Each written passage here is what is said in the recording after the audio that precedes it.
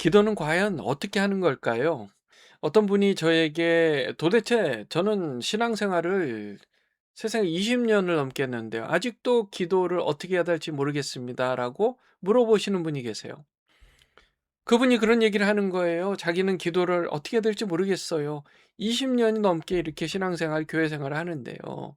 그렇게 얘기를 해요. 예배 시간에 "같이 기도합시다." 하는 시간이 되면 그냥 눈은 감는데 딴 생각만 나고 있고, 도대체 내가 기도를 하고 있는 건지 아니면 다른 생각을 하고 있는 건지 그냥 멍하게 있다가 그냥 그러고 끝나고 집에 오는 경우가 많다. 그러니까 혼자 있으면 기도가 더욱이 잘 안 되는 거죠. 도대체 기도를 하는 걸 못 하겠다. 그렇게 솔직하게 얘기를 하시는 분이 계세요. 그게 저는 기회라고 생각합니다. 그래서 그날 그분하고 이런 얘기 저런 얘기를 나눴어요. 도대체 왜 기도가 어렵고 안 될까? 그러다가 이분이 기도가 어려운 이유를 찾아냈어요. 기도를 자기 힘으로 억지로 하려고 했다는 것. 보통 우리가 기도하는 게요, 내가 내 힘으로 기도하는 것처럼 생각하잖아요. 아니에요. 그런 기도는 여러 다른 종교들이 할 수 있는 기도들이에요. 내가 나를 집중해서 이 세상의 길을 내 것으로 만들고 이런 느낌의 기도는요, 이 참 신앙에 있어서는 그게 아니에요. 기도는 관계입니다. 대화예요. 하나님과의 대화입니다. 하나님은 영이시잖아요.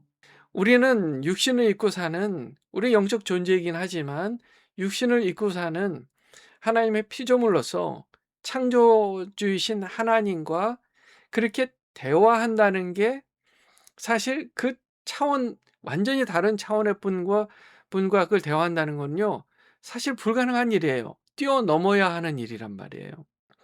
그러니 기도는 원래 그렇게 간단하고 쉬운 일이 아니었어요. 그게 아니었단 말이에요. 그런데 놀랍게도 그 대화의 길이 열린 게 바로 십자가 사건이었어요. 하나님과 대화를 하려면 먼저 예수 믿고 구원받아야 돼요. 예수 믿고 구원받고 내 안에 성령이 내주하셔야 돼요. 성령이 내주하시면 그분이 나를 위해 기도해 주시는 거예요. 내가 기도하는 것 같지만 성령께서 기도하시는 거예요. 로마서 8장 26절. 이와 같이 성령도 우리의 연약함을 도우시나니 우리는 마땅히 기도할 바를 알지 못하나 오직 성령이 말할 수 없는 탄식으로 우리를 위하여 친히 간구하시느니라. 아멘. 보통 그래요. 아, 내가 기도해야 된다. 내가 해야만 한다. 어떻게 해서든 내가 기도를 할 수 있어야 된다. 이런 그런 강박관념으로 억지로 하는 게 기도가 아니라는 거예요. 대신 성령께서 우리를 위해서 기도해 주시는 거예요. 우리는 성령께서 우리를 위해 기도해 주실 때 그 기도에 참여할 뿐입니다. 바로 이 지점이 우리가 기도를 시작해야 하는 지점이에요.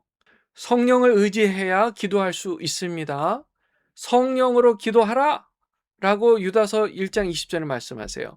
사랑하는 자들아, 너희는 너희의 지극히 거룩한 믿음 위에 자신을 세우며 성령으로 기도하며, 또 에베소 6장 10절에는요. 모든 기도와 간구를 하되 항상 성령 안에서 기도하고, 성령 안에서 기도하래요.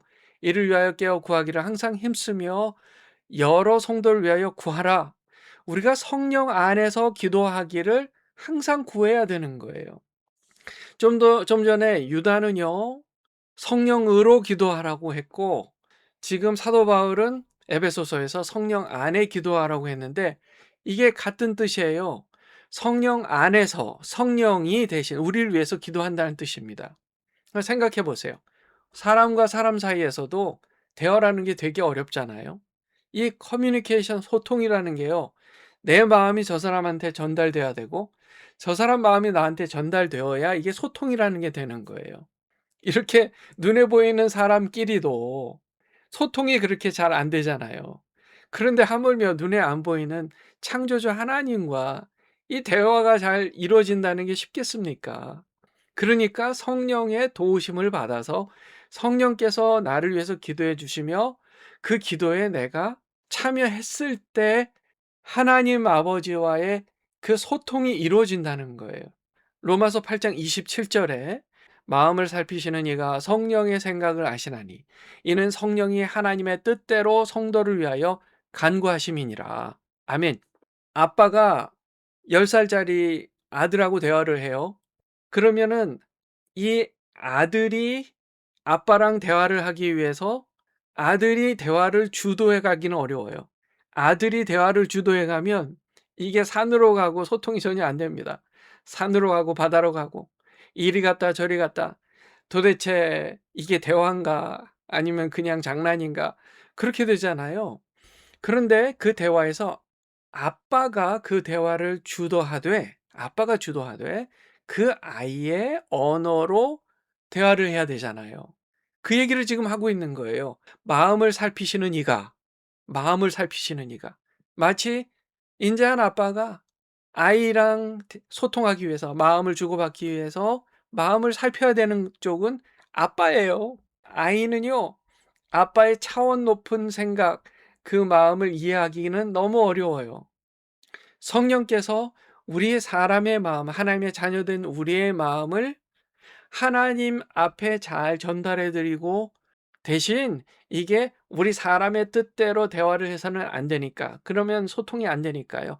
하나님의 뜻대로 우리 하나님의 자녀를 위한 간구를 해 주시는 거란 말이에요. 이게 기도의 원리입니다. 여러분 기도를 잘하기 원하세요? 아니요. 잘하기까지는 안 해도 괜찮아요. 그냥 하나님과 마음이 통했으면 좋겠어요. 예. 그게 기도예요. 성령을 달라고 구하면 됩니다. 저 기도하고 싶어요. 그러면 성령을 주시겠다고 말씀하시는 거예요. 너희가 악할지라도 좋은 것을 자식에게 줄 알거든. 하물며 너희 하늘 아버지께서 구하는 자에게 성령을 주시지 않겠느냐 하시니라. 기도 안 된다고 그냥 포기하는 게 아니라 하나님 저에게 성령을 주세요. 성령 충만하게 해주세요. 그걸 먼저 구하세요. 기도 잘하게 해주세요가 아니라 성령을 주세요. 그러면 성령을 주시며 그 충만한 성령께서 나를 위해서 간구해 주시고 기도해 주시며 내가 그 기도에 참여하게 되어 지극히 높으신 하나님 아버지, 나를 너무나 사랑하시는 하나님 아버지와 마음을 소통할 수 있게 된다는 거예요. 그제서야 이게 기도구나. 그제서야 마음의 감동, 기쁨, 하나님의 마음이 내 마음에 느껴지고 그게 큰 기쁨과 은혜로 다가온다는 거예요. 사랑하는 주님의 자녀 여러분, 기도가 어려우세요? 성령을 구하세요, 먼저요. 그리고 성령을 충만히 받아서 성령께서 기도하시며 기도에 참여시켜 주시기를 간구하세요. 그럼 하나님께서 반드시 여러분을 기도의 사람으로 인도해 주실 줄 믿습니다. 기도하겠습니다.